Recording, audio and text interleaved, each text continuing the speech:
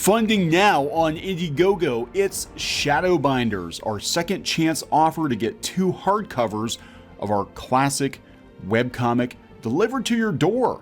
Steampunk, fantasy, and romantic comedy from Clownfish Comics. Go to Indiegogo, check out the link in the description below. Now on with the video.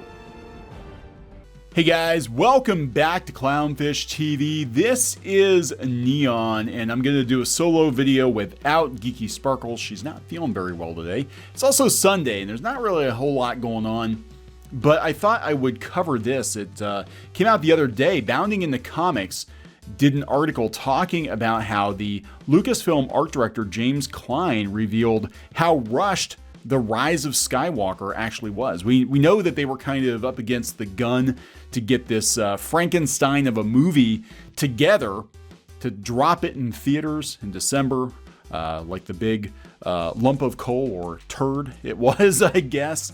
And I just never realized how up against it they actually were, that they were like, man, the paint was freaking drying, as they like to say. The paint was still wet when people were moving in, I guess, something like that. Literally, this happened, side story, this happened, I used to cover Disney theme parks for a living, and I used to go to different media events, and I remember going to Toy Story Land. I was in Toy Story Land a couple of days before it opened, and literally there were wet paint signs all over the place. Like the paint was still drying, and it was like a day or two before they were going to open it. That's what this reminds me of. Like, we know we got a date for this movie. This movie is not coming together, but what the hell? We gotta get it out the damn door, get this sequel trilogy over with, so we can move on to bigger and better things like the High Republic. Anyway, before we get into it, please subscribe for more pop culture news, views, and rants, guys. We're over 183,000 subs. Thank you so much for the support. Again, Geeky's not going to sit in on this video, but she's here in spirit. Hello. No, that was bad, Geeky. Anyway, Bounding into Comics. Here we go. Lucasfilm and ILM art director James Cline reveals just how rushed The Rise of Skywalker was. As uncovered by YouTuber Not My Star Wars, Cline, who has been working for ILM since 2013, when he came on board for The Force Awakens, detailed just how horribly rushed the production was in a number of Instagram posts where he shared concept art from the film. In an Instagram post back in November of 2020, Cline shared concept art for Mon Calamari Cruiser. He captioned the post writing Mon Calamari variant for the Battle of Exegol at a time in the production when we desperately needed more ships. Over the span of a day or so, I kit bashed the home one ship to fill out our fleet. You got to do what you got to do. A day. Holy crap. More recently, Cline shared a shot from the ending of The Rise of Skywalker showing a Star Destroyer crash into Bespin. That would suck. He wrote part of a quick montage at the end of The Rise of Skywalker. Fun building Bespin under pressure. Only a day to work this out because it was late in the production and we were all under the gun. Note, scale of Star Destroyer is way off, mainly because the team was looking for a dramatic composition. The fact that The Rise of Skywalker was rushed shouldn't surprise anyone. J.J. Abrams made it clear on multiple occasions the film was going through significant changes over a little over a month before the film was released in the theaters. Yeah, a lot of people said that there was a George Lucas cut locked away somewhere in the bowels, the irritable bowels of Lucasfilm. I don't know if that's true or not. Supposedly George Lucas was called in to try to help course correct Star Wars a little too late, after they insulted him by throwing out his treatment of 7, 8, and 9. I wouldn't help him. I'd be like, you're on your own. I got your billions of dollars, Disney. You're on your own.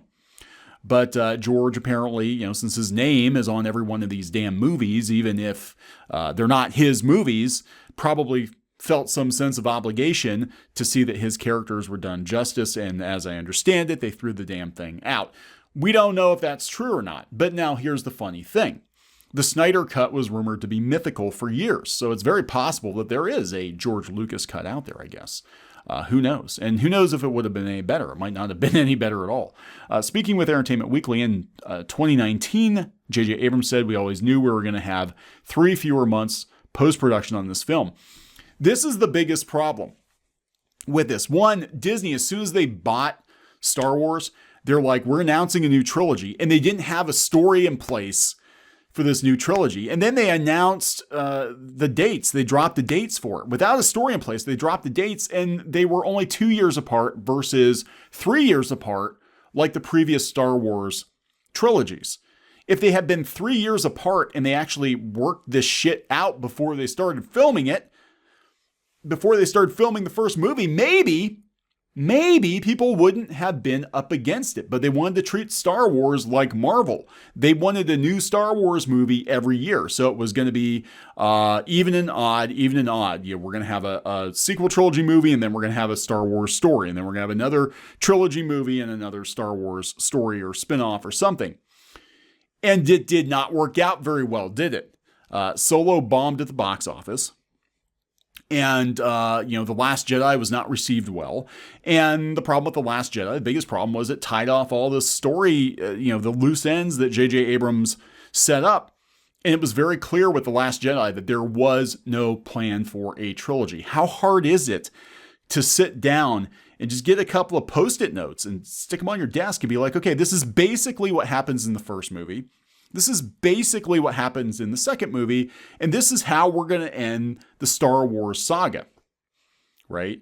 And we're just going to follow this really rough guideline, and we're going to kind of, if we're introducing a character in one movie, that character is obviously going to be important in movie 2 and movie 3, but that's not what they did. They basically just made it up as they went along because they were just trying to shit out as much content as they could to scrape back their $4 billion investment. And it blew up catastrophically with The Last Jedi and Solo, which I'm going to be honest, I did not think that Solo was a terrible movie. I think Solo was okay. It was okay, but because of The Last Jedi, Solo suffered immensely for it. It did. And you can see that at this point, Lucasfilm was just trying to shit out content because Disney thought they were buying another Marvel, and Star Wars is not Marvel. Star Wars used to be something special, and now under Disney, it's not. It's not something special. It's not a huge event when there's a new Star Wars movie because everybody been starved of Star Wars content for so long. It's Star Wars is just another damn brand that Disney throws on everything. Anyway, that's my little detour. So here we go. He added so much is being worked on. It's literally a practical race to get finished with The Rise of Skywalker. Remember how they lied? They lied and said that insiders like Doomcock didn't know what the hell they were talking about. And it turned out that he was like 99% right about the plot of the movie. Go figure. In an interview with Rolling Stone that was published a couple days after the one in Entertainment Weekly, Abrams detailed he was still rewriting the film with Chris Terrio just 3 months before it was supposed to hit theaters. Yeah, there were a lot of problems with this. He stated the process has really been just as one might expect, talking through story, finding things that make us emotional and going with our gut the best we can, listening to critiques and criticism and trying to make it better as we go, not being afraid of the better idea. You didn't have a basic story. Like even the original Episode 9, Colin Trevorrow's, as much as I did not like The Last Jedi, it felt like a more organic sequel to where they were taking things in The Last Jedi. Bringing Palpatine back when there was no indication that he was ever going to be brought back was fucking lazy because you couldn't think of anything else to do because you killed off Snoke. So you had to, and it's like, oh, there's just a bunch of Snokes in a pickle jar. It's Palpatine all along. Wah, ha, ha, ha, ha. Yeah, come on. As for Abrams saying he wasn't afraid of the better idea, that appears to be a load of crap, according to Bounding in the Comics. As Not My Star Wars points out in his video, Klein's concept art reveals significantly better designs than what showed up in the film. On May 4th, 2020, Klein revealed concept art of Exegol showing the Star Destroyers rising up out of hangars. He explained initially we thought it was to see individual hangars for the Star Destroyers to emerge from. We eventually went with the living dead from the grave approach, kind of like both. Notice the early design for the beacon in the background. This makes a hell of a lot more sense. He would also reveal concept designs of the beacon of Exegol. As you can see, it's much bigger, more durable than the one that made it into the film. So Abrams admitted on November 25th he had just completed the film the day before. He told George Stephanopoulos just yesterday, yeah, it's done now. People have to see it. They were doing reshoots in October. Remember how a lot of Star Wars shill sites were trying to say that YouTubers were wrong, that they weren't reshooting this movie. Everything was fine. It's all fine here. Everything's fine. It's really no surprise the movie was as bad as it was. This happens when you don't know or love Star Wars. This happens when you try to make films that took George Lucas 3 years each to make, and you try to make them in 1 year. No detail, no love, no care. Just product. Yeah, that's exactly what it is. It's just product. So go out and check out the article on boundinginthecomics.com. Check out the original video for sure. But it explains so much, and there were so many missed opportunities with this trilogy. I mean, people could write books and books and books about it, but Disney probably just shut them down. They'd probably just shut them down if they wrote anything disparaging about Star Wars. You'd get gone. Especially if you were working for Lucasfilm, writing books about the history of these movies, and all of a sudden you were not doing that anymore. We saw this happen with J.W. Rinsler. But I digress. Gonna wrap this up. Please subscribe for more pop culture news, views, and rants, guys. We'll talk later.